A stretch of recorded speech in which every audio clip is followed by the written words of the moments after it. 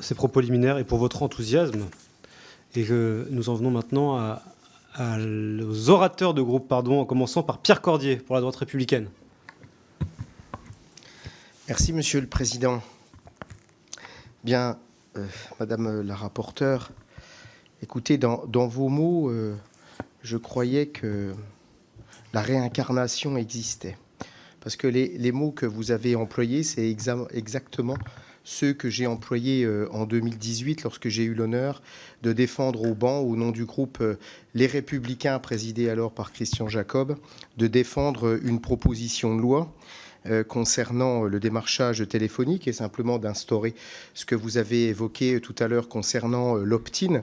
Et je dois bien dire, au-delà du travail qui avait été aussi réalisé avec l'administratrice à l'époque, de la déception qui avait été la mienne, puisque la majorité étant absolue à l'époque, et je ne veux absolument pas remuer le couteau dans la plaie, mais simplement, ça avait été quand même un petit peu pénible d'essayer de convaincre, Monsieur le Président, les membres de la majorité d'alors sur quelque chose qui était tout à fait transpartisan, qui allait dans le bon sens. Et ce que vous avez évoqué par rapport à ce que vous entendez sur le terrain dans votre circonscription, mais j'imagine que c'est exactement le cas pour nos collègues ici présents, c'est exactement ce que j'entendais en 2018. Donc on a parfois raison trop tôt, Madame la rapporteure. Simplement, bien entendu, moi je me réjouis que les choses évoluent et qu'il n'y ait pas une approche non pas manichéenne, mais une approche de majorité et d'opposition sur ce sujet, parce qu'il en va bien entendu aussi du bon sens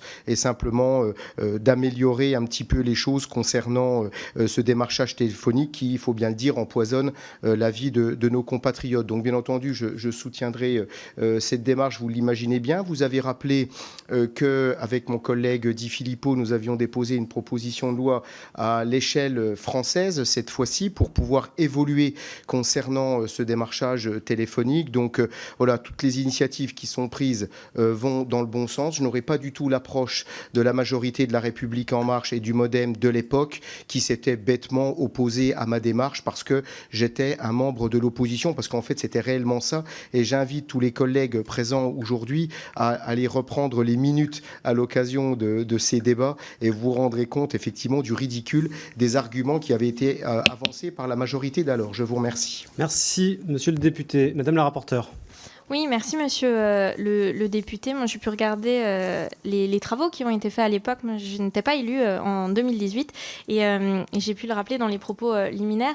Je disais que j'étais députée alsacienne et en Allemagne, le système, vous le savez, est celui de l'opt-in. Et justement, à partir du moment où j'ai été élue en 2022, moi, j'ai souhaité justement entamer ces travaux de manière à la fois transpartisane et avec une vision particulièrement européenne. Puisque si je salue, et j'ai eu l'occasion de le dire à l'occasion des travaux, moi, je ne souhaite pas refaire les débats d'avant, qui plus est à une période où je n'étais pas membre de cette assemblée. Mais peut-être dire aussi, pour aller un cran plus loin, pourquoi j'ai choisi de faire ce travail-là au sein de la Commission des affaires européennes.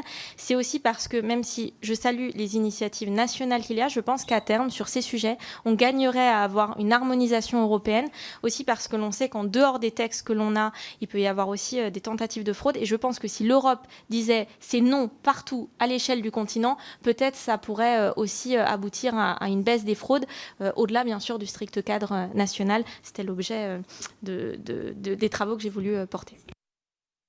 Merci beaucoup. La parole est à Manon